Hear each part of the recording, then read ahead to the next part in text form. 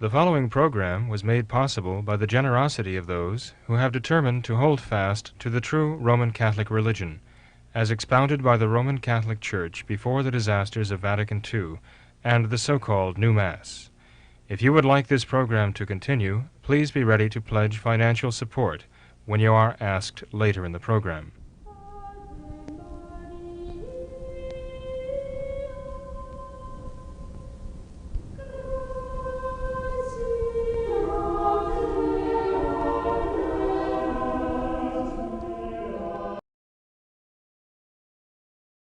To avoid ending up like this? I mean, I understand, or at least I think it's somewhat still rare. Yeah, well, probably not as rare as one might think. Remember, the devil does try to conceal himself. But I tend to think it is on the rise. Father Amorth says it. Father Amorth, the head exorcist in Rome, says that the diabolical power in the world is growing and growing. And he talks about the malicious dictators, the murderous dictators of the middle of the last century. And he believes he said they showed clear sign of possession. Hitler, Stalin, Mao. And he names them.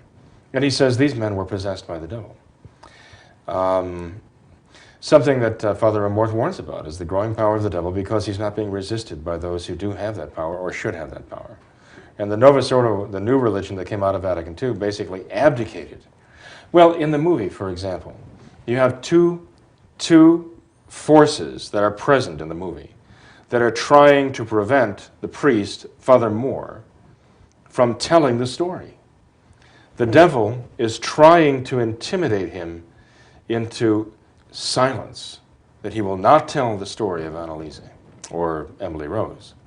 The devil is tormenting the defense attorney, who herself was an agnostic in the movie, so that she will not allow Father Rose to testify. So the devil is in the movie as trying to silence Father Moore from telling the story. The other entity in the movie that is also together with the devil, I mean, working tandem with the devil, to silence Father Moore and prevent him from telling the story is the archdiocese. And they are trying to work through the attorneys there to keep him off the stand, to get him to accept a plea bargain, because they don't want to be embarrassed by all this talk about the supernatural and the devil and exorcisms and so on. It's like they're embarrassed about the whole thing. So they're desperate to silence him. So you have these two dark forces kind of just off screen. The devil on the one hand and the archdiocese on the other hand, who are working toward the same goal to squelch the story. It's a very interesting movie. I wouldn't recommend it to somebody who's faint of heart, because there are some very realistic scenes, about the devil's parlor tricks. But they're very impressive to us because they're rather gruesome. They're just parlor tricks for him. That's all he can muster. Father Amorth says the worst thing he can do to you is not possess you or obsess you or oppress you. The worst thing he can do to you is tempt you. Because when he's tempting you, he's inviting you to join him in his guilt. And ultimately, he's inviting you to join him in hell. And he can't do that to you by obsessing you or possessing you or oppressing you here on earth, but by tempting you. He can only do that by getting you to voluntarily, willingly join him in his rebellion against God, in his guilt, and condemn yourself. That's why Father Amorth says we might be very impressed by these other things because they're grotesque and they make us suffer here. He says, but don't make don't have any doubts about it. The worst thing he does to any human being is to tempt them to sin, because that will put them in hell. Welcome to What Catholics Believe. I'm your host, Jim Urling. The topic of today's show is continuing discussion of exorcisms. With me to discuss this is Father William Jenkins of Immaculate Conception Church, where only the traditional Latin Mass is offered. Father, welcome to the program. Thank you, Jim. Good to be with you. Father, getting back to our discussion on the issue of exorcisms, and specifically the reason for the topic is the recent movie, The Exorcism of Emily Rose. One question that I want to ask, and we alluded to it earlier, but I wanted to get back into a little more detail, is the fidelity of the movie to the rituals that were contained in the film and the actual rituals that the Church prescribes for exorcisms. Were those two reconcilable? Or? As much as was shown, yes, I believe they were very faithful. You see, in the old Rituale, chapter 11, contained the prayers of exorcism.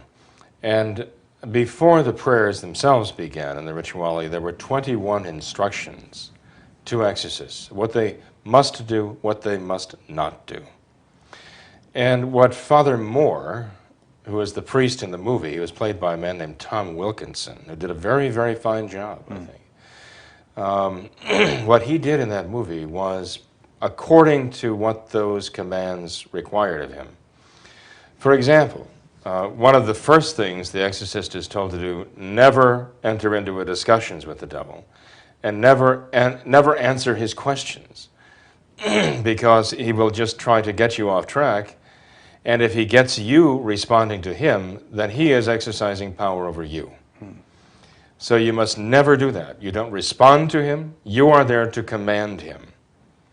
So that's like the first principle. And the first thing you command him to do after he manifests himself, you've forced him to manifest himself, is to reveal his name. And that was exactly what this priest, Father Moore, did in the movie.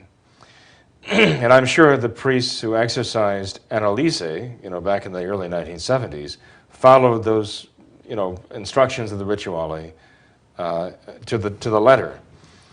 And you notice when you see the movie, you see that Father Moore is insisting that the demons must reveal their names.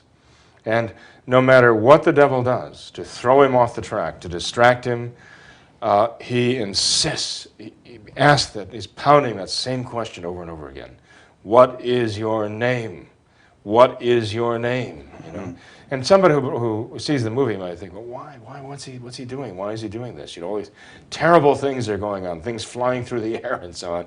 And he's insisting, tell me your name. And the devil keeps repeating, 1, 2, 3, 4, 5, 6.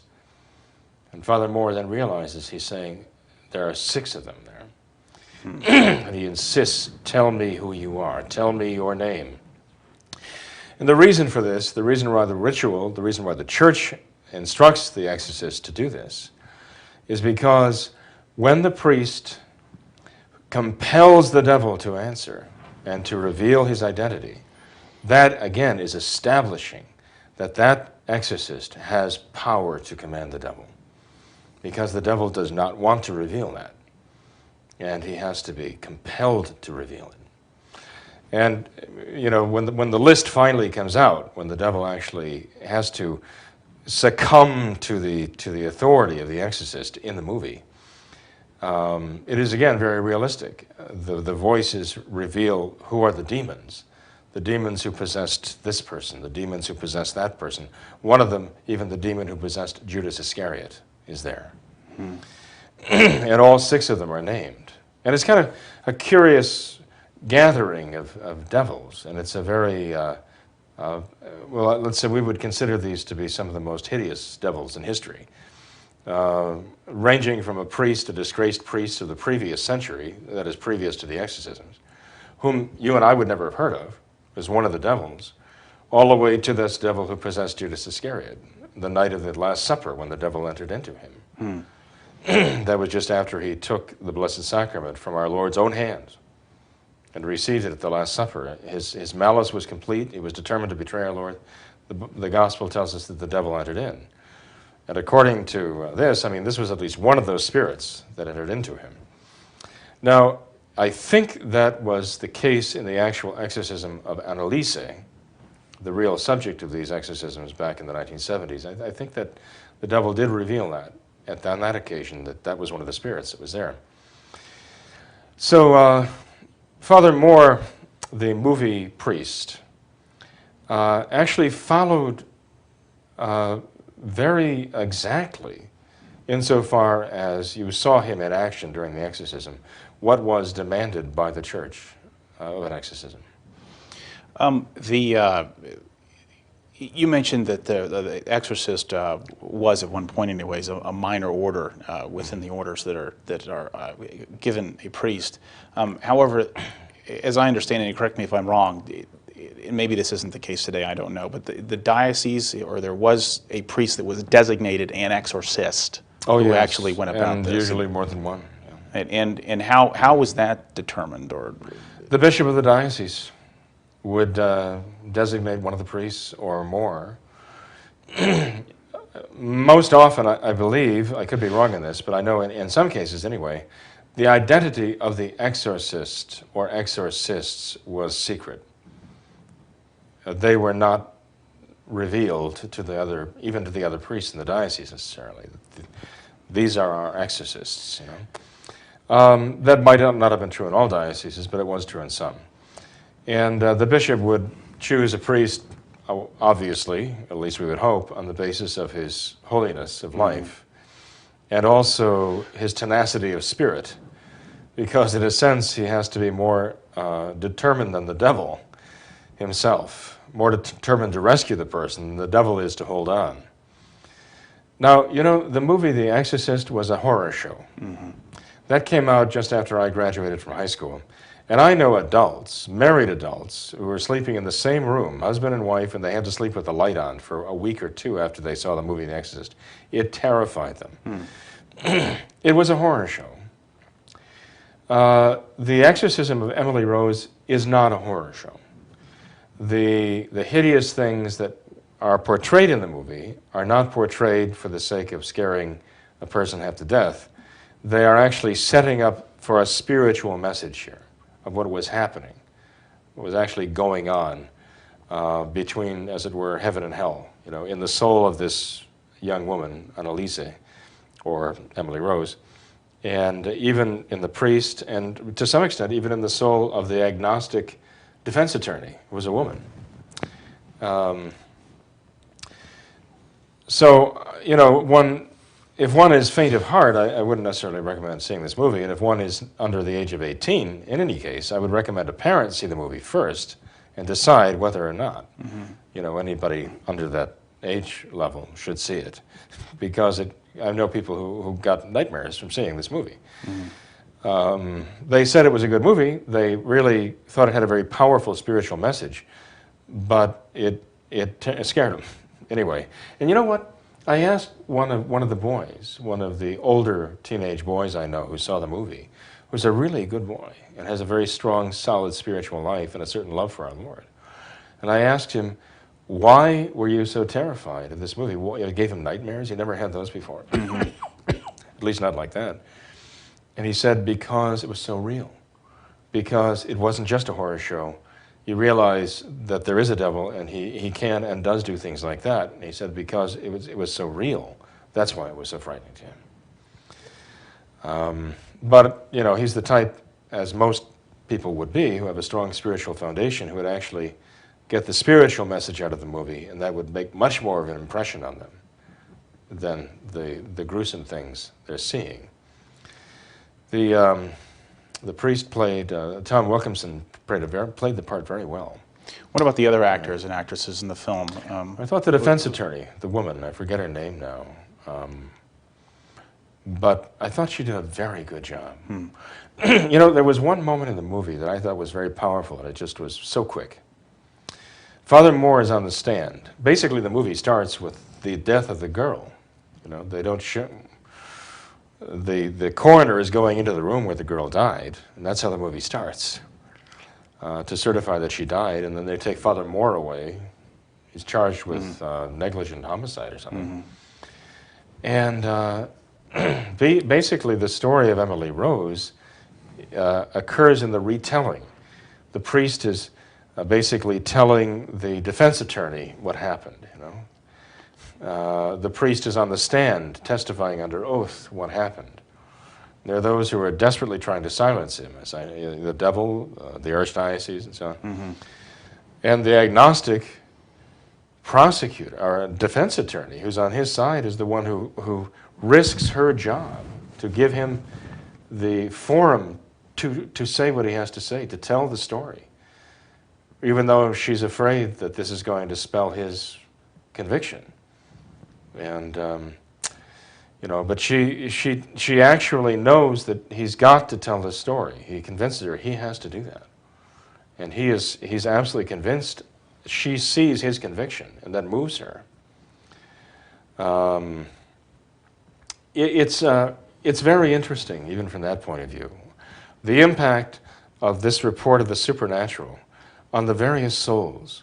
The prosecuting attorney is a devout Methodist, but he is on the attack against this whole idea.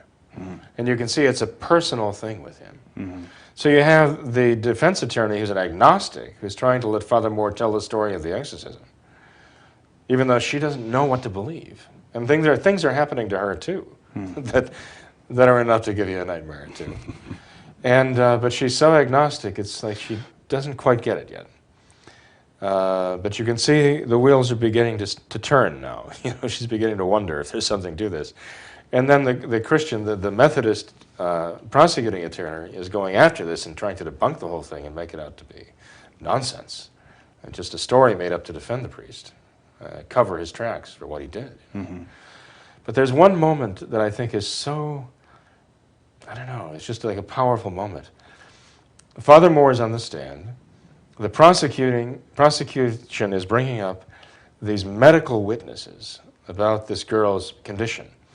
And their point is, she should have been allowed to take the course of medication and treatment that we prescribe for her, and she would be alive today.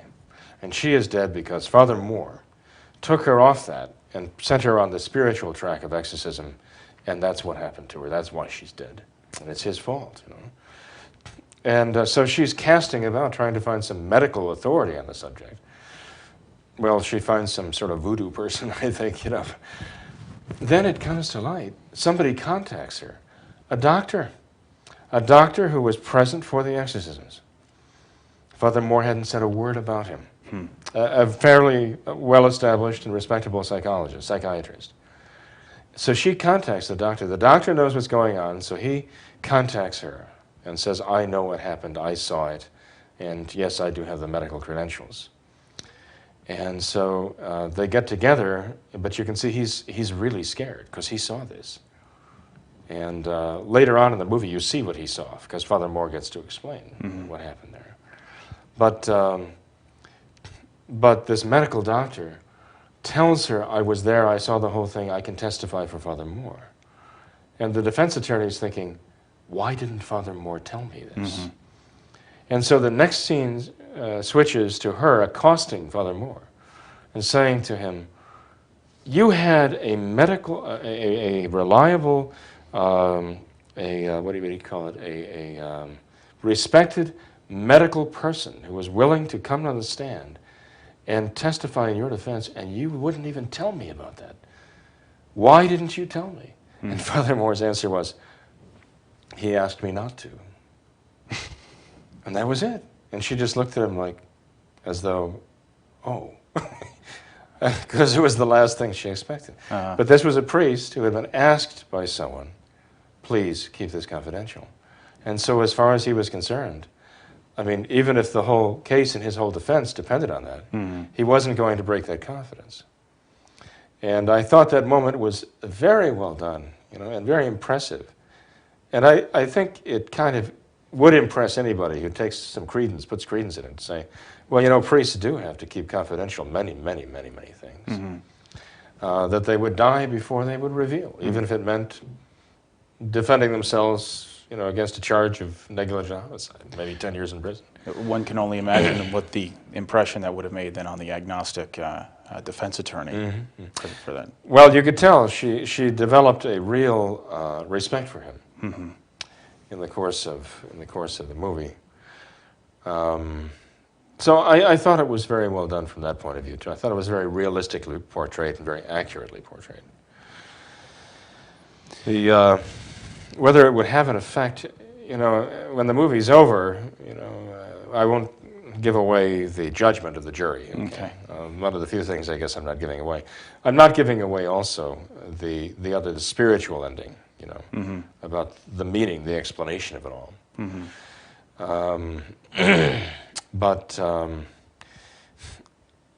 But everyone is sort of left hanging there with that unresolved question, was this real or was it not?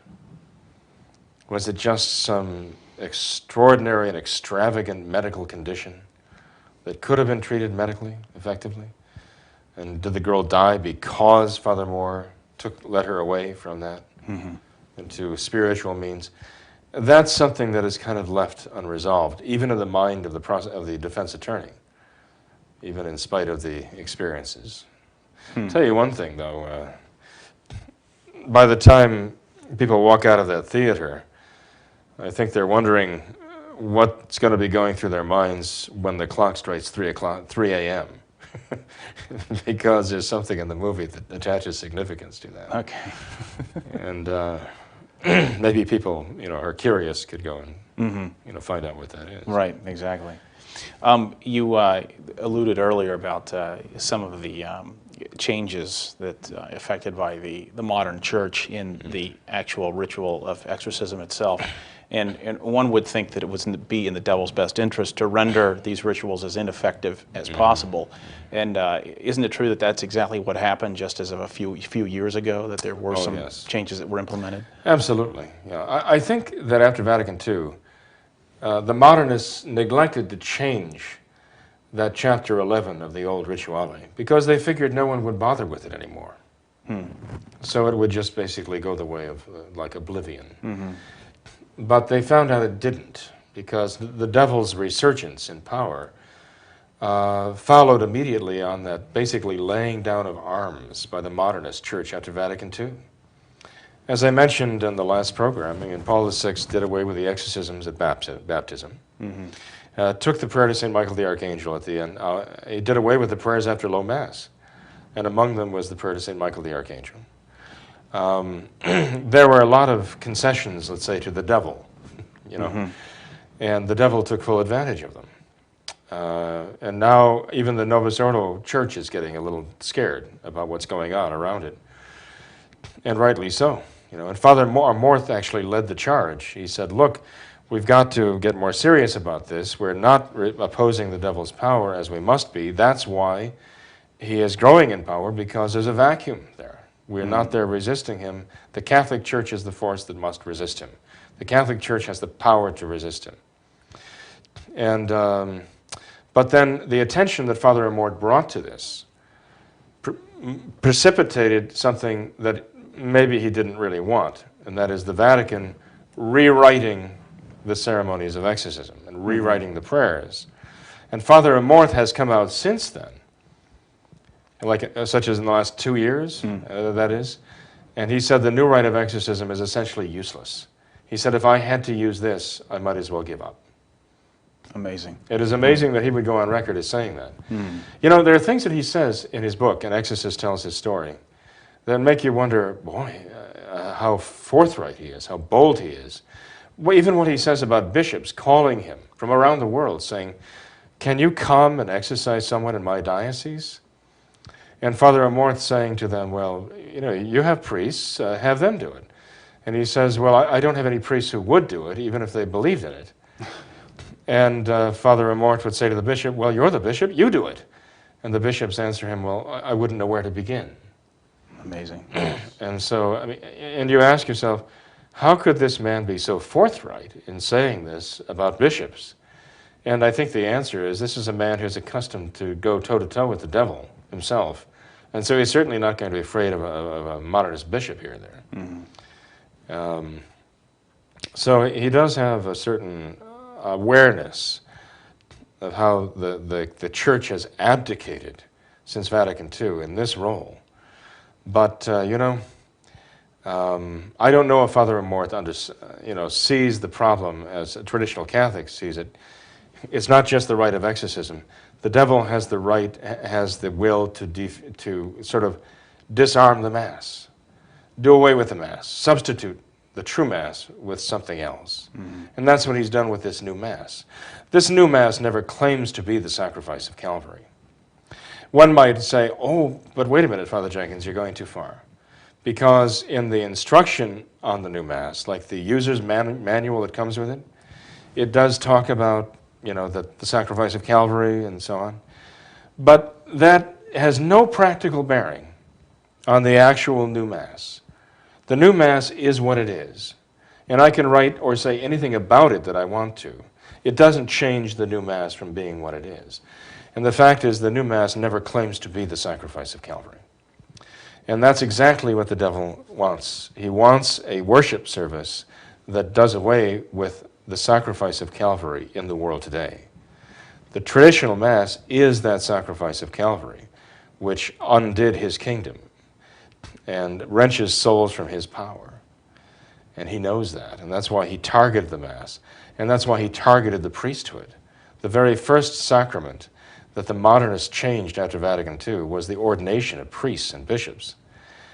And the devil wanted to get right down to brass tacks there. First, the ordination of priests, the consecration of bishops. Take care of that. Wipe that out. Mm-hmm. Then the Mass. Take care of that. Wipe that out. Take that off the table. And then one thing after another. You see the order that he followed. The sacrament of confirmation fell very quickly. And you could see why he would want to do away with that and substitute something totally innocuous toward him in place of that. And this is all the modernist theology that has, erupted since Vatican II. And the devil could not ask for more. Mm-hmm. Mm-hmm.